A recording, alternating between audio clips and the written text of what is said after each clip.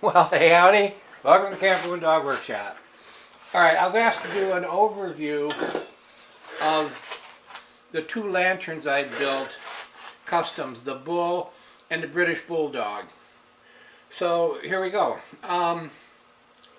They say that necessity is the mother of invention. I did not intentionally set out to build either one of those lanterns, but this is how it happened. My buddy Rob Butts and I do some horse trading. I do work for him, he does work for me. He made me a bunch of these 316 globes, and I had a couple left over. I was pondering how to use them. You know, I use the CQ fonts for my 316 tees that I build. But when I buy these, they don't always arrive in good shape. And I had a number of them that were kind of wonky. I had one where the bottom was rusted out. I had another one that had a big dent in the crown. And I thought, well, I wonder if there's some way I can use parts. So what I did, and this was experimental from the start, I decided to cut off the crown off of the one that had a dent in it, like that. What I did was I figured out where it first started to bend, marked that with tape all around and with a grinding wheel, and I cut the crown off. Then on the one that had the bad bottom but a good crown, I cut this part of the lantern off. I cut it off right above the bottom of the font. So I had a big top and a big bottom. And I telescoped them together, and it gave me about another 2 inches of height. Now it's pretty cool. And not wanting a lantern that would blow up, I had to figure out the best way to make this all one piece. What I did was my fuel pickup tube, I ran through the bottom and the top and screwed that rascal down real good so I had a mechanical grab in there. And then on that seam, I silver soldered it. And I thought, okay, now I'm just going to grind it down. It's all going to be nice and pretty, real smooth. But it wasn't as pretty as I wanted. You could tell that there was a seam there. So I thought, how in the heck am I going to hide that? One of the things I do for my 316 tees is I make these collars, and I had to make up a gadget that would put a crimp in a piece of copper. So I got a piece of copper about this wide, put a crimp on both sides, wrapped it around to hide the seam, and it looked really cool. And I thought, yeah, but it's not cool enough. So I thought I'd steampunk it up a bit, and I put screws in to give it that collar look. And just to be safe, I knew that it held pressure and all that, but just to be safe, I gave it a double coat of Caswell. So I had a really, really good solid font. And then I was looking around and I thought, well, what the heck am I gonna... That kind of looks stupid. That's not that dramatic. I figured since I'm doing this and it's going to be dramatic, I wanted something really cool for the collar. I looked up on my stuff too cool to throw away shelf, and I had a bunch of these old blowtorches. I thought, I wonder if I could turn that upside down. Wow, yes I can. So what I did was, I buzzed off the burner part, the handle, laid out holes and drilled holes in it, drilled the bottom of this out. So I ended up, that was going to be my collar. And then I used a, I don't have one here. Anyway, I had a mating piece that made this fit just right. So I had the font, I had a really neat looking collar, and I had my globe.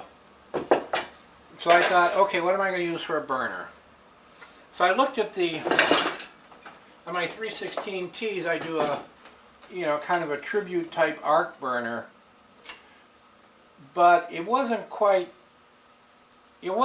there for this piece. So I thought, let me see what else I got. I looked around, I have 3 or 4 extra Model 25 hollow wires hanging from the ceiling. I took one down, looked at the burner unit, and thought I could take that, because it has longer burner tubes and a more powerful generator, and I could hook that up on a frame like I use for my 316T arcs. Yeah, it worked. Now the problem was, okay, on the 316 lanterns, your air comes in like this, and they put a cone around it so that you're sucking in cold air instead of the hot air coming off your mantles. The hot air goes straight up. I didn't want to do this with that, and I looked at the parts I had, and this isn't quite done yet. This is going to be for my 316Ts. Now how am I going to vent that thing? I don't know. And the deal is, when I was building my 316Ts, I found out that a company named Old Dutch International made a really great 10-inch copper mixing bowl that was just almost exactly like an original Coleman shade, just needed a little tweaking. So I started buying those and using them, and then one day I placed my order and they said, oh, sorry, it's discontinued, there's no more available. What the heck am I going to do? I still got like 20 of these lanterns to build. So I looked on eBay, and sure enough, people were selling these shades. Some were in really nice shape, some were really ratty looking. Some came in sets of 3, a big one, the size I need, and a little one. I had to buy them. This is one of their 12-inch shades, and I'll use that for something big later on. But I get it, and I tweak it. I got a gadget that I can make this hole, and I end up with a shade that looks just like the shade that's supposed to be on a 316 arc.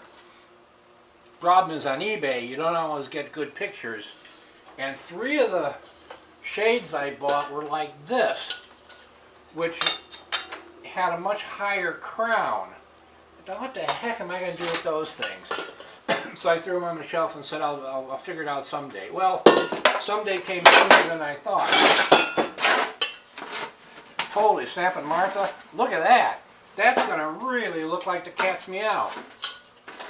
Now what I can do, on the Model 25 hollow wires, the air intake tubes come in from outside the ring. So I thought, that's what I'll do on this. I'll just drill 2 holes, put extension pipes in to bring my air in from the outside.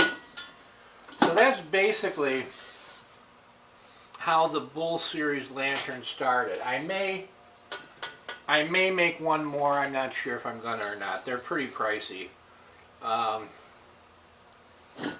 Both of the guys that bought Bull Series also have my other complete panoply of lanterns. They got juniors, 316Ts, and 316TYs. So those were kind of special builds.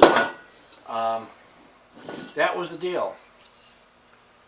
I had, oh, and when I got this all together, the shade wasn't quite tall enough.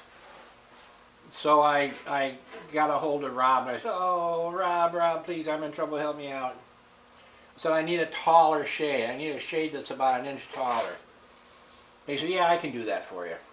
I said, oh yeah, Brad, and also one thing, Rob, I need it made out of brass instead of zinc.